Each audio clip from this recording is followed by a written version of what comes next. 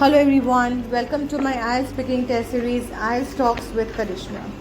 Hi, I am Karishma Joshi, the founder of Navigators Education. I am a certified trainer by IDP Australia, British Council, Cambridge University, PT and TOEFL too. Till date, I have more than 17 plus years of experience by coaching to more than 10,000 plus students by both the modes online and offline. So guys, देखते हैं कि आज का हमारा Q का topic कौन सा है. So today our QCA topic is describe a plant or vegetable plant that you are familiar with. मतलब हमें यहाँ पे एक ऐसे प्लांट के बारे में बताना है. वो प्लांट वेजिटेबल प्लांट भी हो सकता है कि जिससे हम बहुत ही फैमिलियर है, मतलब जिसके बारे में हम कुछ जानते हैं. तो उसमें सबसे पहला क्वेश्चन है कि व्हाट इट इज़, मतलब वो प्लांट कौन सा है.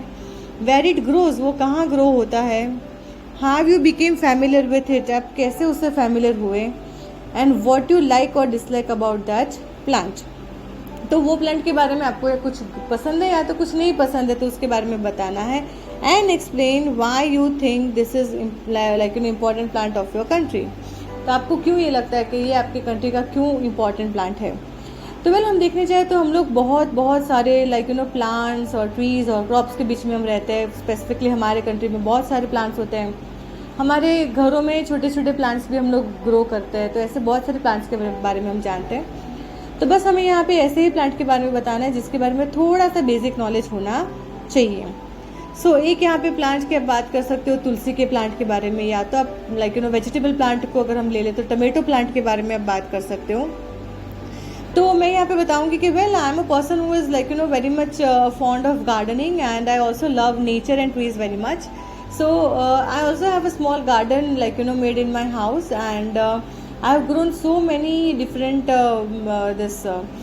plants and other vegetable plants over there, and I also made a kitchen garden over there.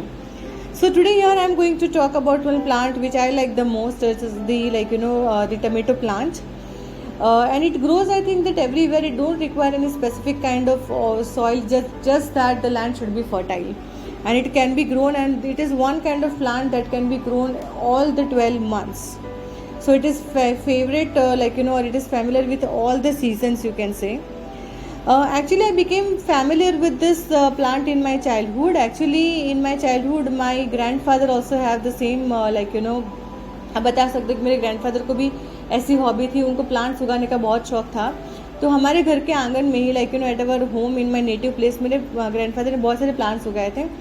तो ये जो टमाटो प्लांट था तो मुझे बहुत ही पसंद था, क्योंकि वहाँ पे हमेशा टमेटोज़ आते थे. और उसके लिए मेरे ग्रैंडफादर भी, जब भी मैं वहाँ पे विज़िट करूँ तो जो भी कुछ उसकी केयर करने के लिए करते थे, तब मैं उसको हमेशा देखती थी, ध्यान से समझती थी, क्योंकि मुझे टमेटोज़ बहुत पसंद थे.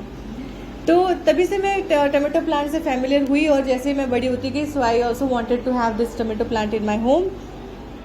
And I like most about it is वो जल्दी बड़ा हो जाता है. उसको ग्रो करने में ज़्यादा मेहनत नहीं करनी पड़ती है. आप उसको ज़्यादा फर्टिलाइज भी हम नहीं करते, क्योंकि हम लोग घर पे उसको ऑर्गेनिक फर्टिलाइज़र का इस्तेमाल करते हैं, उसको ग्रो करते हैं. And I love it so much that I daily use raw tomatoes every day. And I think this is a very important plant for our country, because tomato एक ऐसा vegetable है जो बहुत सारी रेसिपीज़ में use होता है हमारे इंडियन फूड आइटम्स में. दूसरा टमेटोज जो है वो हाई होता है आयरन में, मतलब consumption of tomatoes can increase your this iron in the body. So I think it is many more health benefits also, and it is very easier to grow. So I think that because of all these reasons which I mentioned above, tomato plant is one of my favorite plants. ठीक है. उसके अलावा आप रोज़ plant के बारे में भी बात कर सकते हो यहाँ पे, कि रोज़ का जो प्लांट है वो मेरा बहुत ही फेवरेट प्लांट है, क्योंकि रोज़ जो है वो मुझे बहुत पसंद है.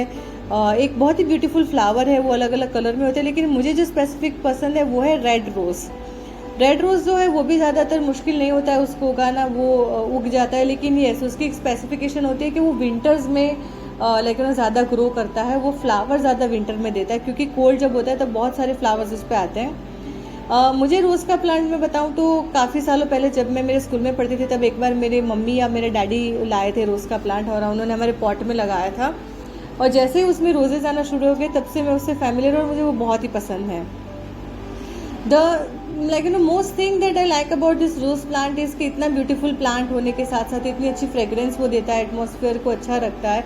और दूसरा, रोज़ का जो प्लांट है वो हमारे कल्चर में रिलीजियस इंपॉर्टेंस भी रखता है. जो हम गॉड और गॉडेसेस को वो ऑफर करते हैं, तो उसकी वजह से मैं बताऊंगी कि जो रोज़ का प्लांट है वो मुझे बहुत ही पसंद है, उसकी फ्रेगरेंस बहुत पसंद है। और रोज़ जो है वो सिंबल ऑफ लव भी है, तो हमें जब भी किसी को अगर लाइक हमारा एक्सप्रेस करना है, हमारा लव उनके प्रति दिखाना है, फैमिली मेम्बर्स के प्रति भी, तो हम उनको रोज़ देते हैं। तो एंड इतना वो ब्यूटीफुल लगता है उसका प्लांट जब उस पर रोजेज आते हैं। तो because of this like view and fragrance and like the quality you have, even I sometimes like to like eat also the leaves of roses, because you can, there are no other flowers which you can eat, but rose you can definitely. And there are many things I would like to say that are made of rose, like you can have the rose for good for your eyes also, the rose water and many other benefits. You can make some sweets also by using rose, and even sharbat and drinks. So I think overall rose plant is having lot many benefits, and it's very easy to grow anywhere. So I think because of all this reason, rose plant is one of my favourite plant. So guys, आप भी इस तरीके से आपका जो भी plant favourite है उसके बारे में आप बात कर सकते हो और उसको रियलिटी के साथ थोड़ा मैचअप कर दो, and then it will be very very very easy for you to talk about your cue card in your I speaking test. So guys, what are you waiting for? आज ही अपना answer prepare कीजिए और उसको practice कीजिए। Practice बहुत ही ज़्यादा ज़रूरी है। So guys, see you tomorrow with one more cue card. Till then, take care, bye bye, and don't forget to share my podcast with your friends and family.